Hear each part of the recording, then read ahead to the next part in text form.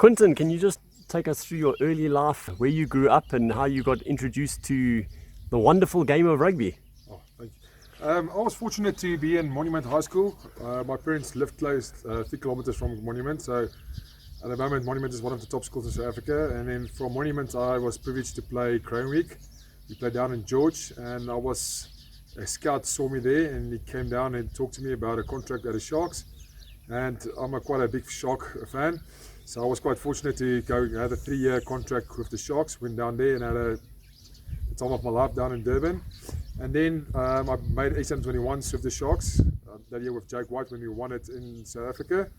Then I got an opportunity to go play for the Pumas Currie Cup for 2.5 years, and then they had some financial trouble at the Pumas, and I had to make a decision to stay there and maybe get a pay cut, or at that stage I had an opportunity to go to Italy and the small little town Viadana. And Casper Steiner was one of the players that played with me at Pumas, used to play there, and it was a small town, a farming community actually, and they were in the top 5, one of the top 5 clubs in Italy, and I got an opportunity to go there. The first was a 1+1 contract, so I'll go the first year and see if I like it, and then we can go on. So I went for the first year. I got engaged to my wife, and we decided let's have our first year of marriage together in Italy. Our second year became there, and then from there I just took on, and then I stayed for 12 years in Italy. And just tell us about Italian life and what it's like to live in the country and what the people are like. Oh, in the beginning it was a big shock to us. I think back Italy as like South Africa was way back in the day. Like on a Saturday afternoon, everything closes. There's no shop open on a Sunday, so you're forced to have family time. You're forced to do your organisation like that you can do all your shopping on a Saturday or even on a Friday, and then on a Sunday you just spend time with your family. And it's just the lifestyle is so relaxed, so down to earth, so just to be together, just to spend time and be relaxed and just enjoy life more. Than it's not a rushed lifestyle we have here in South Africa at the moment.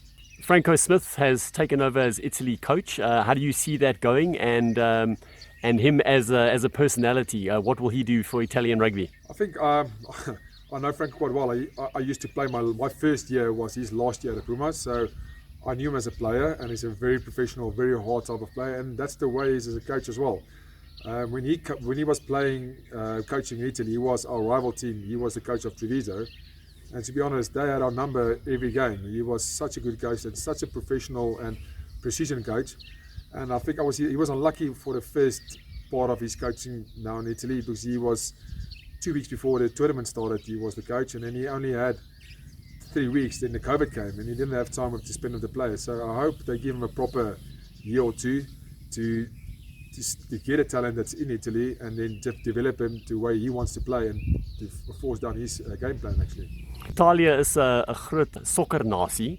Hoe kan hulle rugby vorder? Yes, dis een ding wat gebeur het, ek dink met wat ek wil Mallett wil krediet gee. Nick het gesê in Italië jy moet supersterk kry wat rugby spelers is, want in Italië almal wil 'n sokkerspeler wees. En toe hy of spelers self, Sergio Parisi, Castro Giovanni, die Bergamasco broers, het heroes geword vir kinders in Italië. Mense wil soos hulle wees. As ek 'n bal optel en sê ek is Sergio, ek is Castro. En dit het rugby, as ek reg onthou, in die laaste 2 jaar is Italië een van die top groeiende rugby spelers lande in die wêreld, van die getalle van spelers wat besig om te kom, en dis wat 'n mens nodig het in rugby, net nommers nodig.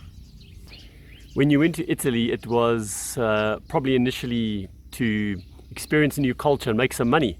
But then you spent a few years there and you became eligible to play for Italy. How did that process take place, and what was it like eventually playing for the Italian national team? Okay, it's actually quite a funny story as well. Like I was there for 4 years, and then my dream was always to go play Super Rugby. I think if you're from a southern hemisphere, that's one of you want to play Super Rugby. That's the level you can test yourself on. Then I came back and I had an opportunity to go to the Stormers, and I went down on my holiday season. Went down and I flew down to Cape Town with my agent, and I actually had a contract already. I just had to sign it. And then Nick Mallett was the director of rugby at that stage at the Stormers, but he was on his way to Italy. And I spoke to the president, and he told me he's happy. They looked at my CV, they're happy, they want me as a player. And he said, just go speak to Nick about the whole thing, and then we can sign. As I walked into his office, he told me, what are you doing here? And I said, I've got a contract, I want to sign with Italy with the Stormers. And he told me, no, you're not going to sign here. I'm the new Italian coach. It's not official yet to the public, but I'm looking at you to have a test career in Italy.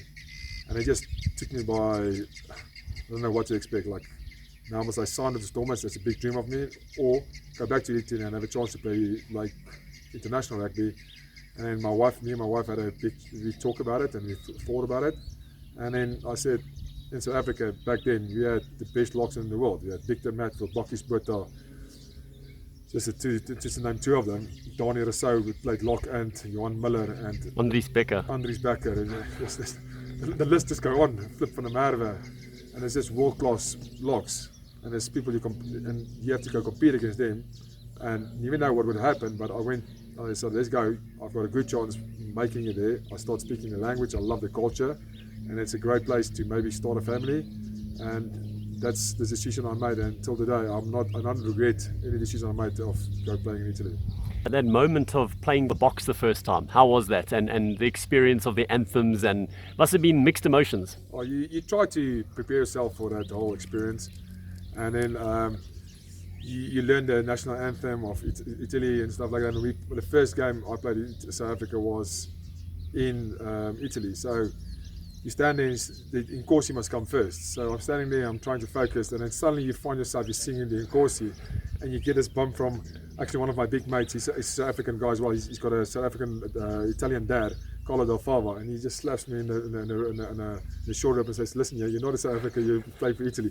And I had to just quiet down, but it was difficult. Like, it's emotions. A lot of those guys, John de Villiers, Francois, Friede Priya, Scott Berger, these guys I played with S21, so it's big friends of mine. Now suddenly you have to play them in an international game. But it was fun, it was good banter on the game and a pitch, and it was a good time for me. Who would you say was the best coach you played under? I must say definitely Nick Mallett. He stands hand out, one of the best coaches I've played under. He's such a rugby fanatic. I think he lives for rugby.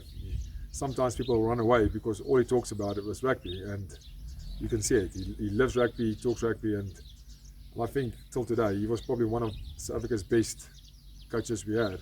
He just had an unfortunate period when he lost 2 games and the transition in rugby, and they didn't keep him on as a coach. En die beste speler saam en teen? Teen was die beslis vir my moet wees Bokkies en Victor. Daai 2 ouens was 'n formidable genootskap om teen te speel. Jy het Bokkies wat absoluut 'n enforcer was, soos hulle hom genoem het, en dan die Victor wat amper die brein was met lynstane met sy totale spel. En dan 'n speler saam met wie ek gespeel het met loshande was Sergio Parisi wees. Ek dink dis een van die most underrated rugbyspelers wat wêreld al gesien het. Hy moes altyd in 'n span gespeel het wat Italië, wat soos in Engels sê, second string span was. En ek vat en hy bewys nou, hy's op 36 ouderdom en hy's Toulon se kaptein en hy speel nog steeds uitstekende rugby. I think one game that stood out for me, we actually lost the game, but we played a test match in November against New Zealand in Milan, in the AC Milan Stadio San Siro. There was 95,000 people, mostly Italians, and at first off they came to watch the haka. Italians are so fascinated by the haka and the Maori culture and everything. And the game kicked off and nobody gave us a chance. And then we started playing rugby, and I think the Italians just decided with Nick Mallett, our coach, decided we're not going to give him an inch. And at the end of the day, I think we lost the game by 12 points against New Zealand. But the best part of that game was the last 5 minutes. We were on there, basically 5 meters from their try line. We had, like, I think if you count correctly, 12 re-scrums, and the ref just didn't want to give us the penalty try. He gave a yellow card, he gave us a penalty on penalty and a penalty, and we just basically dominated the New Zealand pack. And for a small country back then to dominate a world-class team like New Zealand was just a memory I will never forget.